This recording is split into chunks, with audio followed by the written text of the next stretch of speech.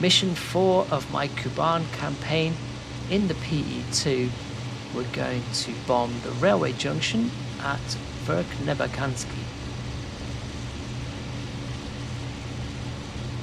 It's the 6th of May, the front line has moved a little bit. Soviet forces have now retaken Krymskaya. My Pe-2 squadron is based at Verhnebakansky. We will RV with the escorts over Elizavetinskaya airfield and then head on towards target.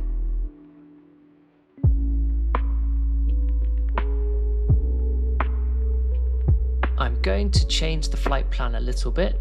Once I've RV'd with the escorts, I'm going to head southwest towards Gelendzhik and then dogleg in towards target from the southeast. It would be nice to be able to add these extra waypoints to the mission plan, but it's not possible in the game. Here's the recon of Verkhnebakansky. The railway junction runs parallel to the road. There is a train at the junction and there are some armoured vehicles and supply trucks next to it. By approaching from the southeast, that should maximise the amount of damage I can do to the target. We're at waypoint number 2 overhead Elizavetinskaya airfield. The escorts have already lifted and they're forming up behind us. It's quite cloudy around. We're up at 2,100 meters altitude, but if the conditions are like this close to target, I will need to descend to cloud base. The escort today is a flight of Yak-1B Series 127s.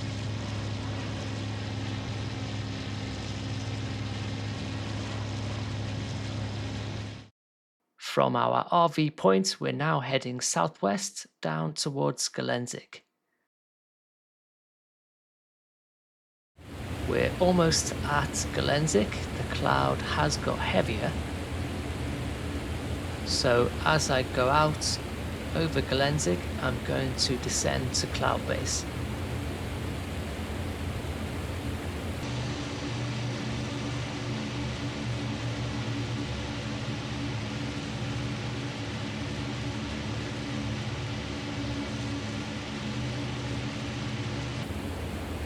Just dropped down to about 1,200 meters and we've popped out underneath the clouds.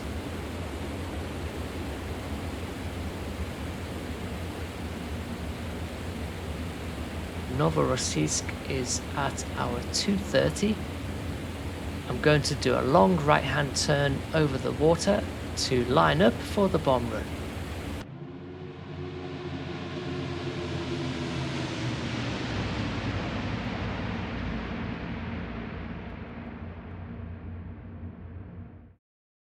We've made our turn, we've got Novorossiysk up ahead, and beyond that is our target. We're about to make landfall at Novorossiysk, so it's time to start the bomb run.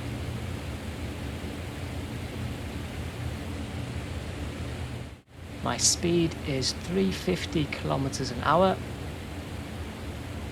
Altitude is a little over 1,100 meters. The wind speed at 1,100 meters, well, I'm just going to stick with 15 meters per second from about 5 degrees. My current heading is about 335 degrees, so the wind is from my starboard side by about 30 degrees.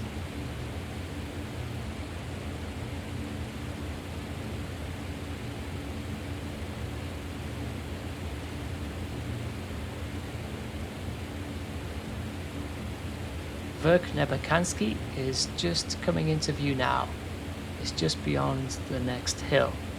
A couple of minutes till we're over target. Plenty of time to line up the viewing angle with the bomb impact point. The wind is going to push the bombs a little bit off to the left.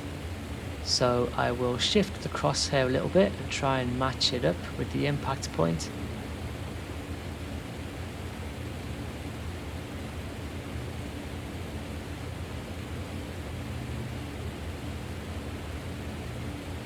There we go, that's about right.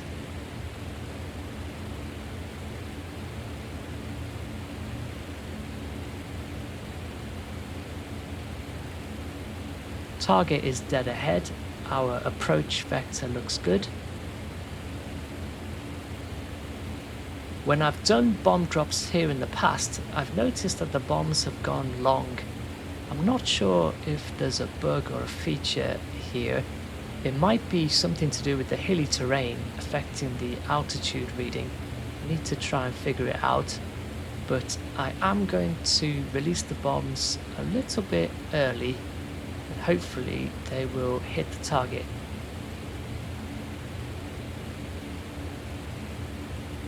We are closing in on the target. It's raining quite heavily, which is making it difficult to spot the train. I'm looking for the plume of smoke from the locomotive, and I think I've just spotted it there. I'm happy with my position. I can now switch the sight to bomb impact mode.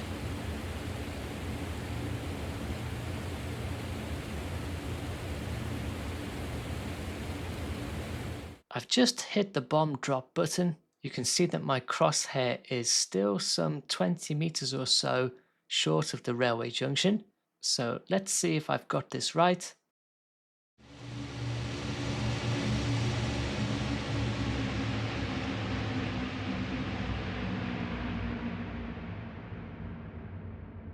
The bombs have gone long and they are right on target.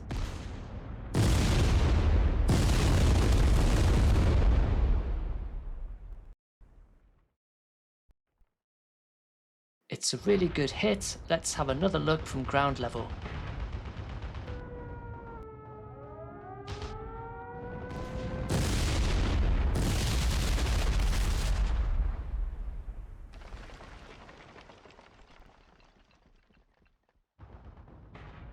That's the whole train wrecked. Also the armoured vehicles and supply trucks that were parked next to it. As we turn to Egress, I take a hit from the anti-air guns. It's given me a fuel leak and damaged my starboard engine.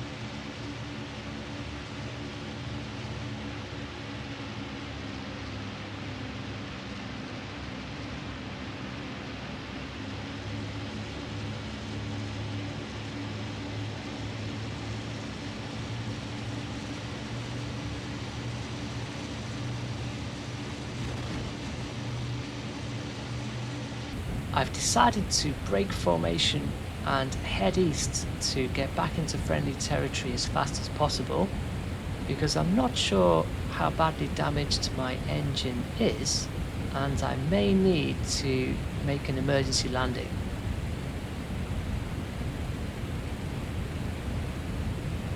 My initial thoughts were to head back towards Gelendzhik.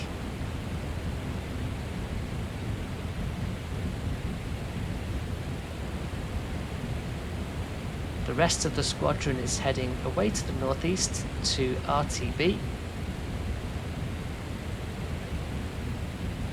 I'm a bit worried to be separated from the formation just in case we get intercepted by enemy fighters.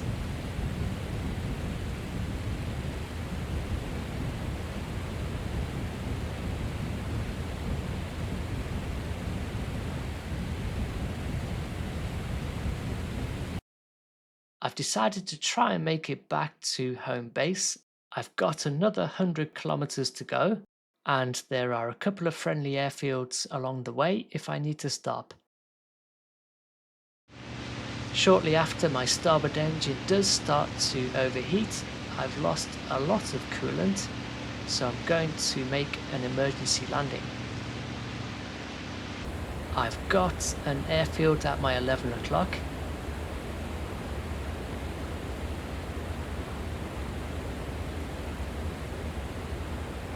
The water temperature on engine 2 has now hit 120 degrees centigrade, which means the engine is about to give up. I've already reduced the RPM and manifold pressure on the starboard engine, but it's pretty much about to die. So let's see if I can put down on this airfield ASAP.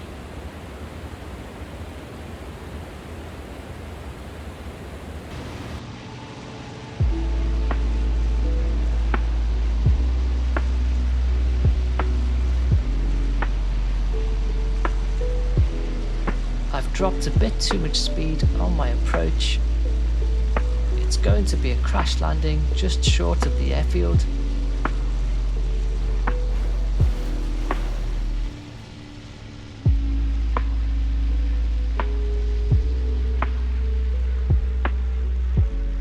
I made a bit of a mess of that, but I'm still alive, and so is my crew.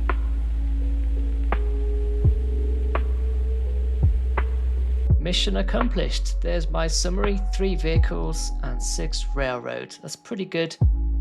And I also received a medal, the Order of the Patriotic War, first class early. The results for the squadron are really good. All of the other planes made it back to base, and we destroyed 12 vehicles and 15 railroad assets. Thanks for watching. See you next time.